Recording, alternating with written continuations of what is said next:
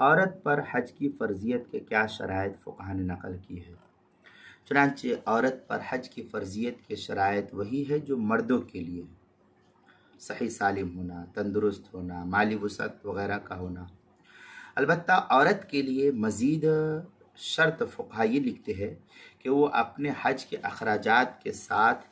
محرم یا شوہر کے حج کے اخراجات کی بھی مالک ہو جس کے ساتھ وہ حج کرنے جا سکتی ہو۔ لہذا اگر اس کے پاس صرف اپنے حج کے بقدر مال ہے تو اس پر راجح قول کے مطابق حج کی فرضیت کا حکم نہیں ہے۔ لہذا اگر اس کے پاس اتنا مال نہیں ہے تو اس کے اوپر حج کی فرضیت نہیں ہے، تاہم اگر وہ کسی محرم یا شوہر کے ساتھ اسی روپیے سے حج کو چلی جائے تو اس کا حج فرض ادا ہو جائے گا۔ فتاوی شامی کے اندر فیشترط ان تکون قادرۃ علی نفقتها ونفقته، یہ فتاوی شامی کے عبارت ہے جو زکریا بک ڈپو دیوبند کا ہندی نسخہ ہے، اس کی تیسری جلد صفحہ 464، انوار مناسک صفحہ 174 کتاب المسائل تیسری جلد صفحہ 91 پر اس کو نقل کیا ہے۔ اب اس کے اندر یہ بات میں واضح طور پر بتلا دوں کہ جو عورتیں کہتی ہیں کہ میرے پاس مال ہو گیا ہے میں اب جا سکتی ہوں، حکومت یہ کہتی ہے کہ بغیر محرم کے جا سکتے ہیں، تو دیکھو یہ حج یہ عبادت ہے، من مانی نہیں، اور عبادت نام ہے اطاعت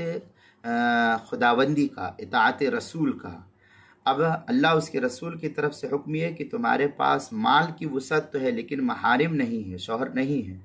محرم نہیں ہے، تو تمہارے اوپر حج کی فرضیت نہیں۔ جب اللہ اس کے رسول نے منع کیا کہ حج کی فرضیت نہیں ہے تو پھر یہ تو پکنک نہیں ہے کہ پکنک میں جہاں چاہو اپنی مرضی سے چلی جاؤ، یہ اطاعت ہے، عبادت ہے، اور یہ بھی ایسی ویسی عبادت نہیں، بڑی اہم عبادت ہے یہ حج کی فرضیت۔ اس لیے جب اللہ اس کے رسول نے کہا کہ تمہارے اوپر محرم نہیں تو تمہارے اوپر حج فرض نہیں، تو تم محض حکومت کی کہہ دینے کی وجہ سے یا راستے کے پرامن ہو جانے کی وجہ سے تم حج کی فرضیت نہیں ہے تمہارے اوپر، لہذا تم اطاعت رسول اور اطاعت خدا کی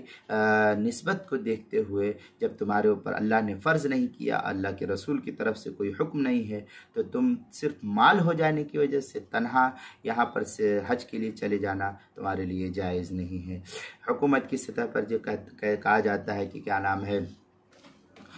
تنہا جو ہے محرم یہاں سے تنہا عورت جو ہے حج کے لیے جا سکتی ہے، قطعی طور پر جائز نہیں ہے، راستہ پرامن ہو تب بھی جائز نہیں ہے۔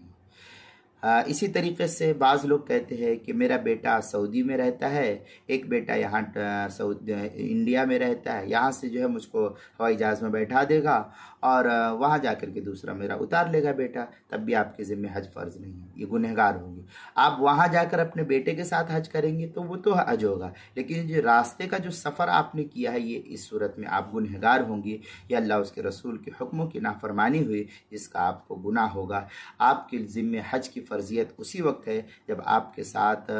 مال کی وسعت کے ساتھ ساتھ آپ کو محارم یا کوئی رشتہ دار یا شوہر وغیرہ مل جائے تبھی حج کی فرضیت ہوگی، ورنہ نہیں۔ اس کو جو ہے کتاب المسائل کے تیسری جلد صفحہ 91 پر نقل کیا، عنوان ہے عورت پر حج کی فرضیت کی شرائط۔